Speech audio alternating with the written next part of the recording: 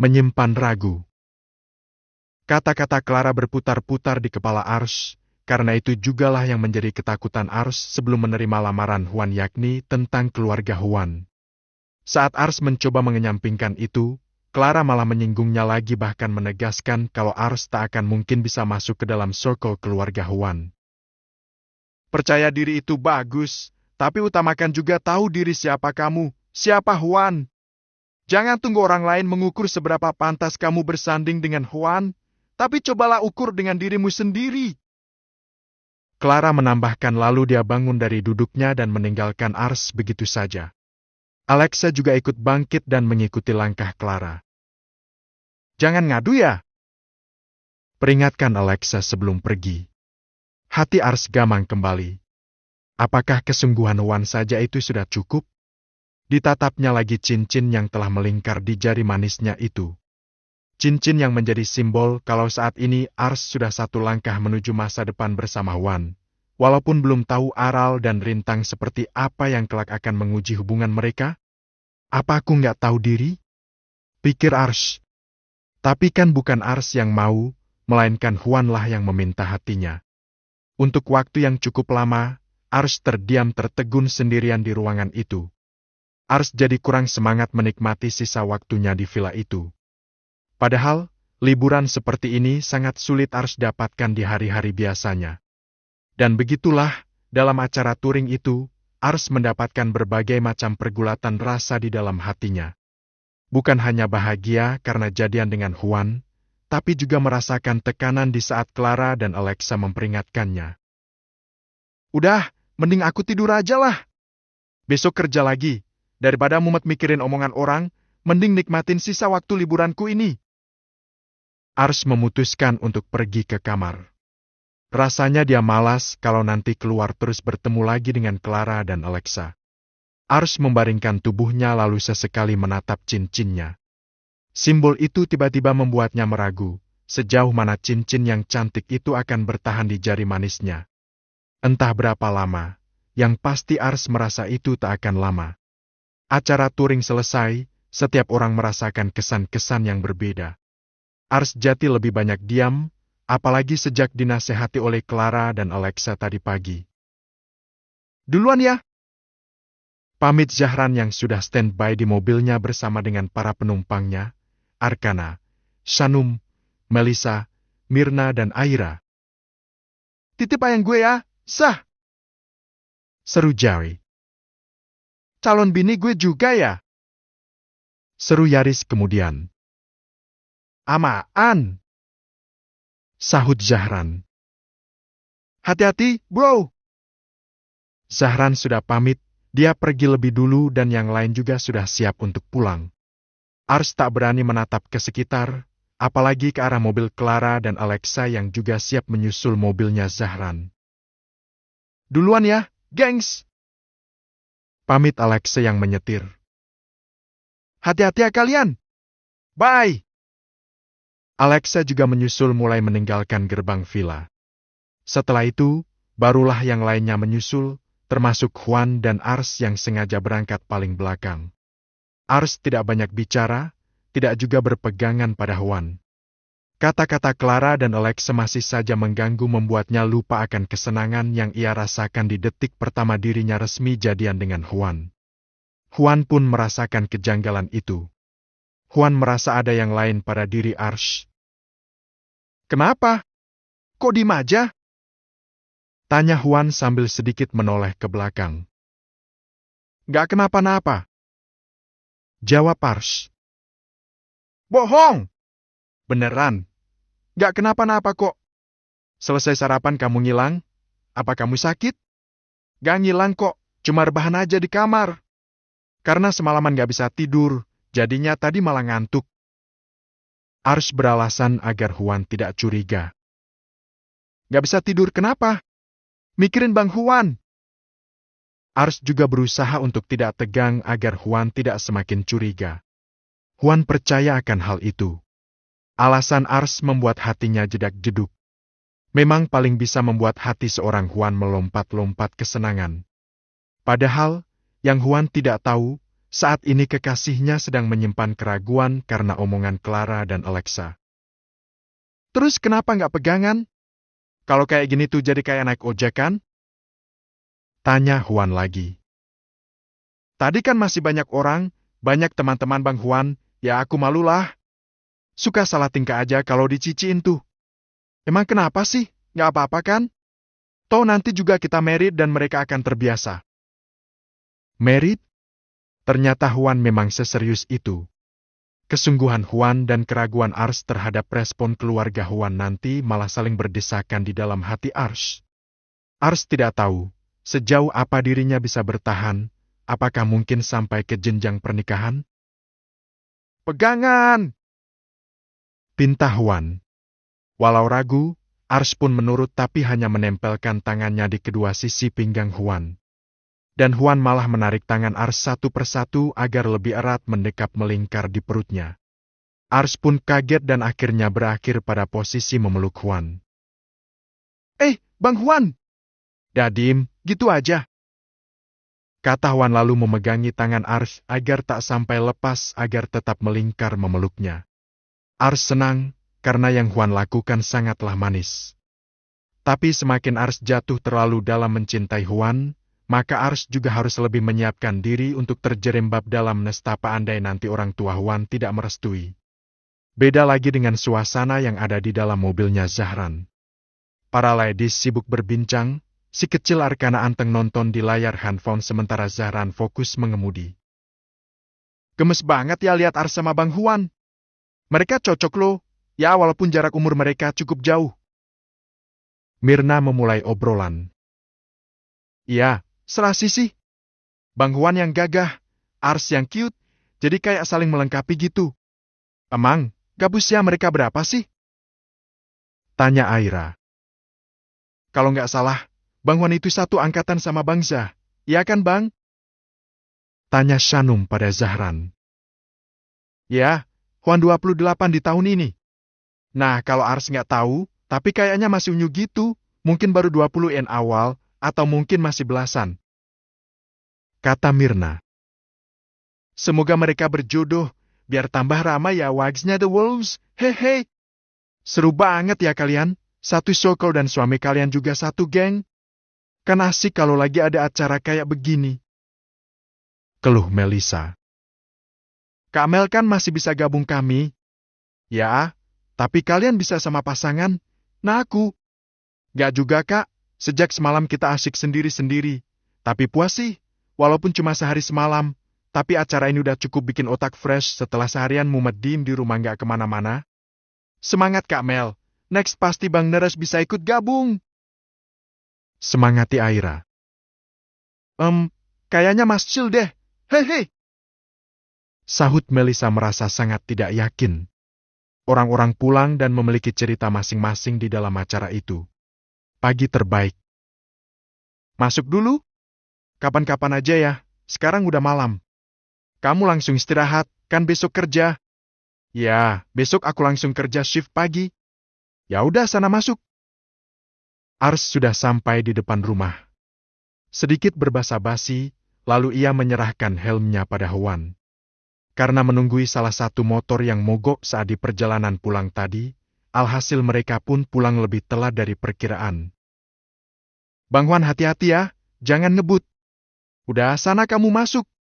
Nggak ah, aku mau lihat sampai Bang Huan pergi ke ujung jalan sana. Nyayal ya?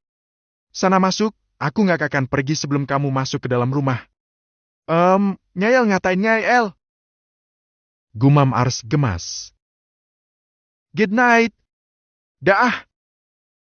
Akhirnya Ars mengalah dan dialah yang pergi lebih masuk ke dalam rumah. Setelah Ars masuk barulah Huan pergi. Ars mengintipnya lewat jendela. Assalamualaikum. Aku pulang. Seru Ars dengan tubuh yang agak lesu karena merasa pegal. Ars menyimpan bakpaknya di kursi lalu ia duduk bersandar di kursi lainnya.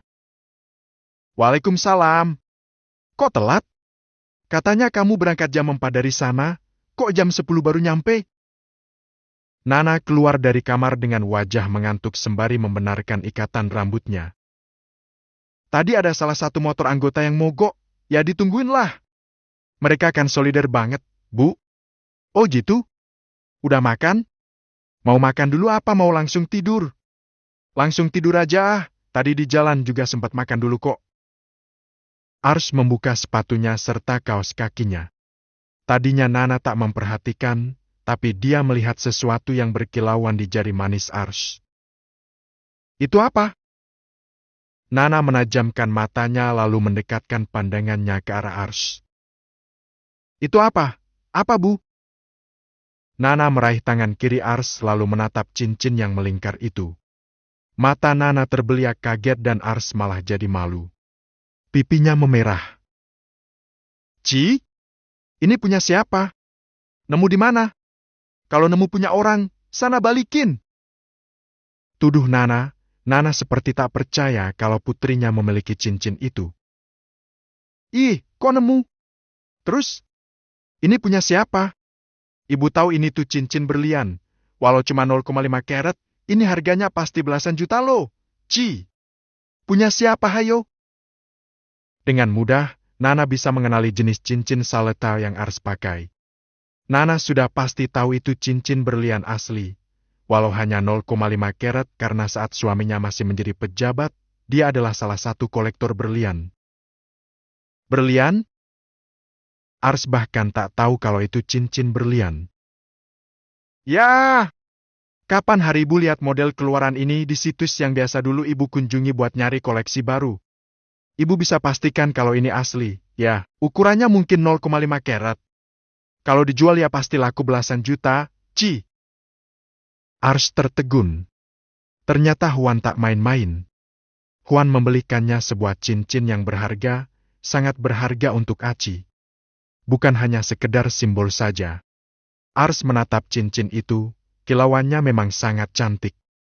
Walau hanya setitik kecil, tapi cincin itu begitu berkilauan terterpa sinar lampu tengah rumah. Aci! Kok malah diem? Itu yang punya pasti nyariin loh. Kalau nemu barang orang itu langsung cari pemiliknya. Jangan main ambil, main pakai. Nana masih mencurigai Ars dan terus mengomel. Ini punya aku, Bu. Nana bengong. Punya Ars? Dari mana putrinya bisa memiliki cincin seharga belasan juta? Punya kamu? Dapat dari mana? Bang Huan. Akui Ars. Hampir saja Nana terkena serangan jantung. Putrinya diberi cincin oleh anak berandal yang sudah banyak membantu itu? Memang tidak salah prediksi Nana sejak awal, kalau Huan memang anak lelaki yang baik dan roal. Sejak pertama bertemu, Nana sudah merasa kalau Huan adalah jodoh untuk putri kesayangannya. Aku nggak tahu kalau ini berlian. Aku kira ini cuma aksesoris biasa, atau cincin emas putih biasa. Beneran aku nggak tahu. Akui Ars lagi dengan polos. Ibu tuh bertahun-tahun bergelut di dunia perhiasan. Ibu kenal betul kalau ini asli, Ci, pasti ada sertifikat JA-nya juga. Walau cuma 0 sekian karat, tapi ini adalah barang berharga. Bagaimana bisa Nak Huan membelikan ini buat kamu? Dia dapat uang dari mana coba? Nana terus mengamati cincin itu. Mana aku tahu? Yang aku tahu, Bang Huan itu anak pejabat. Papanya itu seorang konsulat, sampai sekarang masih aktif dan bertugas di Kanada. Mamanya punya bisnis kuliner, tersebar di beberapa kota. Yang pastinya beliau adalah sosialita, seperti ibu dulu. Entahlah. Raut wajah Nana berubah. Bukannya senang mendengar profil orang tuanya Huan. Nana malah tampak cemas. Kenapa? Benar begitu, Ci? Kalau itu benar, kok ibu malah nggak yakin kalau hubungan kamu sama Nak Huan akan direstui sama mereka? Itulah yang dikhawatirkan oleh Nana. Nana tampaknya sudah bisa memposisikan diri sebagai siapa. Bukannya tak ingin optimis, tapi Nana sudah membayangkan bagaimana reaksi orang tua Huan kalau mereka tahu siapa putrinya dan bagaimana latar belakangnya. Jadi aku ini udah jadian sama Bang Huan. Bu, sebenarnya aku nggak yakin, tapi mau aku coba dulu. Sejauh ini, Bang Huan baik dan nggak pernah macam-macam sama aku. Makanya, aku nggak bisa bohong kalau aku juga udah jatuh cinta sama dia. Ars mengakui lagi perasaan dan kenyataan. Nana tersenyum, tak ingin membuat Ars kecewa. Walau senyumannya adalah senyuman yang tampak getir dan tidak yakin. Syukurlah. Dia emang pemuda yang baik. Ibu cuma bisa doakan, semoga hubungan kalian lancar ya. Semoga dia adalah jodoh terbaik buat kamu dan kamu juga jodoh terbaik buat dia. Amin. Makasih, Bu. Udah sana kamu tidur. Ini udah larut banget. Besok kerja pagi kan? Iya. Besok kerja pagi. Aku ke kamar ya. Pamit Ars, lalu ia beranjak ke kamarnya. Iya, Ci. Ars sudah pergi ke kamar, tapi tidak dengan Nana. Mengetahui Ars sudah jadian dengan Huan dan mengetahui siapa Huan yang sebenarnya, membuat Nana terus kepikiran. Ibu akan selalu mendoakan kamu, Nak. Tapi untuk kali ini, Ibu nggak yakin kalau orang tua Nak Huan akan menerima siapa kamu, siapa kita. Semoga kamu kuat andai nanti kalian gak berjodoh, batin Nana penuh sesal. Sungguh ia takut kalau kelak putrinya akan sakit hati jika tidak diterima oleh keluarga Huan. Kamu bisa hubungi sekretaris saya. Beliau yang mengatur agenda. Dan tolong jangan telepon ke nomor pribadi saya ya. Zahran tampak gusar. Sanum yang sedang menyiapkan piring untuk Zahran sampai keheranan karena pagi-pagi suaminya sudah mengomel di telepon. Zahran menutup obrolan lalu menyimpan handphonenya di meja tapi wajahnya masih tampak kesal. Papa, kata ibu guru, gak boleh marah-marah di depan makanan lo. Kata Arkana, barulah Zahran bisa tersenyum setelah mendengar ujaran putranya. Oh iya, Papa lupa. Maaf ya, gak akan lagi-lagi marah-marah depan makanan. Sahut Zahran dengan lembut, tak seperti saat bicara di telepon tadi. Sebelum makan juga harus baca doa dulu loh, Pah. Ya, coba kamu yang pimpin doa. Tantang Zahran. Arkana mengangkat kedua tangan kecilnya lalu sambil memejam mata dia membaca doa sebelum makan dengan lancar membuat kedua orang tuanya sangat bangga. Wakina adza banar, amin. Amin. Zahran dan Sanum kompak menyahut, keduanya menatap bangga pada Arkana. Anak pintar, kata Zahran lalu mengusap kepala Arkana. Udah pintar baca doa, harus pintar juga makannya ya. Habiskan jangan ada yang disisain, kata Sanum. Oke, Mah.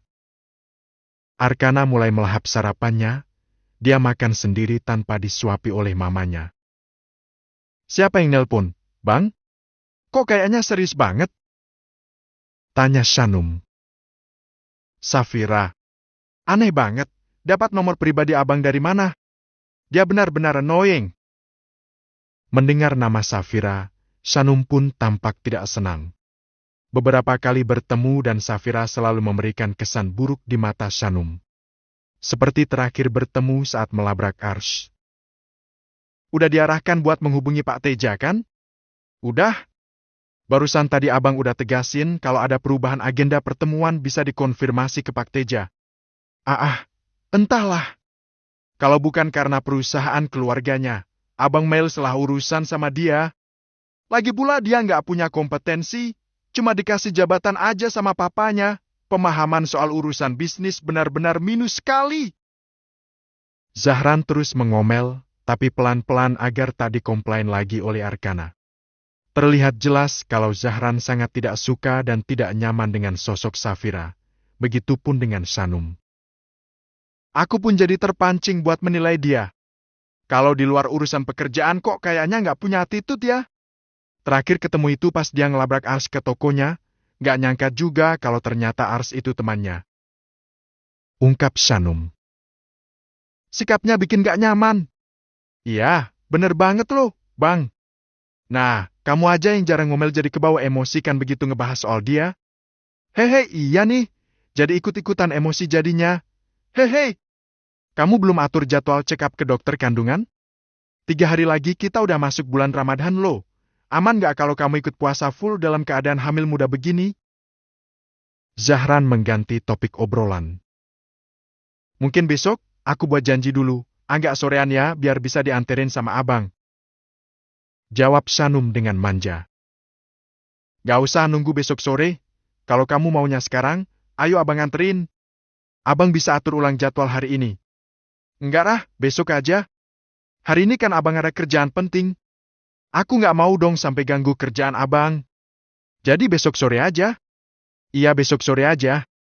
Bismillah semoga nggak ada kendala dan aku bisa full puasa tahun ini. Harap Shanum. Kalau nggak kuat jangan dipaksain ya, sayang. Iya, bang. Pagi di kediaman Zahran selalu damai seperti itu. Hal itu membuat Zahran selalu dan semakin betah. Tak suka di luar rumah kecuali jika kegiatan yang mengharuskan ia jauh dari istri dan anaknya. Kalaupun ada acara keluyuran, tak lupa Zahran akan mengajak keduanya. Zahran benar-benar menjadikan anak dan istrinya sebagai prioritas di atas urusan apapun. Ars mengisi lunchbox miliknya dengan nasi yang padat dan 2 macam lauk yang baru saja ia masak bersama Nana. Ars mengisi 2 wadah sekaligus. Rencananya Ars ingin mulai menjalankan peran sebagai pacar yang baik untuk Huan. Ya, walaupun keraguan menyerang dari segala penjuru. Ars akan mampir ke rumah Huan sebelum pergi ke tokonya. Dia akan mengantarkan sarapan untuk Huan mengingat Huan tinggal sendirian di rumah karena artnya masih pulang kampung. Nana diam-diam memperhatikan dan entah kenapa Nana sangat mencemaskan perasaan Ars andai nanti kenyataan tidak berpihak kepadanya. Ibu tahu kalau kamu lagi jatuh cinta, Ci. Ibu cuma bisa berharap kalau saja suatu hari nanti hubungan kamu sama Nak Huan gak mulus, kamu akan kuat menghadapinya, batin Nana.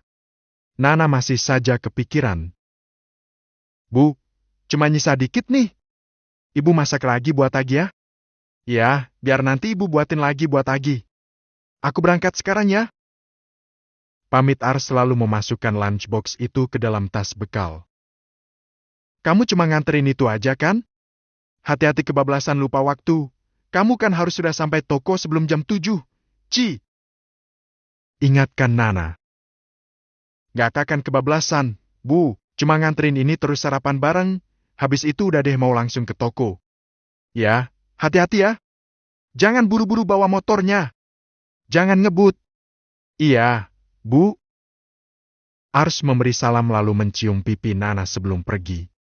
Setelah itu, barulah ia berangkat, 1 jam lebih awal dari biasanya karena akan pergi ke rumah Huan lebih dulu. Begitu mengetahui kekasihnya akan datang untuk mengantarkan sarapan, Huan yang biasa bangun siang tiba-tiba semangat bangun pagi. Dia sudah mandi dan berganti pakaian santai saat di rumah. Celana pendek dan kaos oblong adalah favoritnya.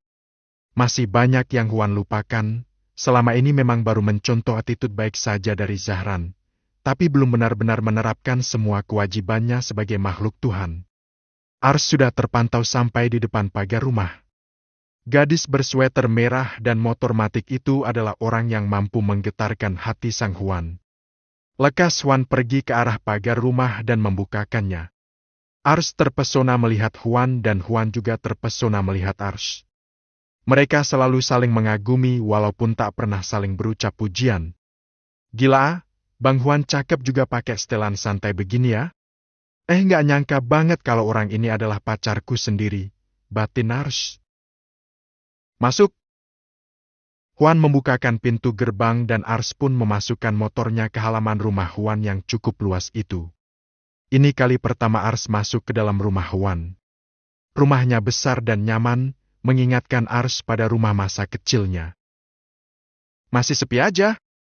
Bang Huan belum pada balik ke sini? Tanya Ars berbasa-basi. Besok mereka pulang ke sini. H1 Mama dan Papa pulang, beberapa hari lagi barulah di sini akan ramai. Jadi Mama Papa Bang Huan akan tinggal di sini selama bulan Ramadan? Ya, tapi Papa akan balik ke sana selama 2 minggu, Mama tetap di sini. Oh. Ars membuka helmnya lalu turun dari motor dengan tas bekal yang ia siapkan tadi. Kebetulan ada kursi dan meja kayu di salah satu sudut taman. Kita sarapan di sini aja ya, kata Ars. Gak di dalam aja. Enggak deh. Di sini aja, sambil berburu sinar matahari pagi. Ya udah, aku ambilkan minum dulu ya. Ars menunggu dan duduk-duduk di bangku taman itu. Ars juga mengeluarkan jatah sarapannya dan jatah sarapan Huan lalu merapikannya. Berharap Huan akan menyukainya. Perhatian kecil ini juga diharapkan mampu membalas semua kebaikan yang Huan lakukan untuk Ars selama ini. Apa mungkin aku bisa jadi menantu di rumah ini? Pikir Ars, dia hanya merenung sambil menunggu Huan datang kembali. Dan tak lama Huan datang dengan 2 botol air mineral dari dalam rumah. Kemudian Huan duduk bergabung di bangku kayu itu. Itu buat Bang Huan, ini punya aku. Yuk makan, aku nggak bisa lama-lama soalnya. Kata Ars tanpa basa-basi lagi langsung membuka kotak bekalnya. Ini siapa yang masak? Tanya Huan melakukan hal yang sama. Aku, dibantu ibu. Jawab Ars. Kamu dibantu sama ibu kamu, atau ibu kamu yang dibantu sama kamu? Goda Huan. Aku kok. Aku yang ngiris bahan sama yang ngasih bumbu, suir deh.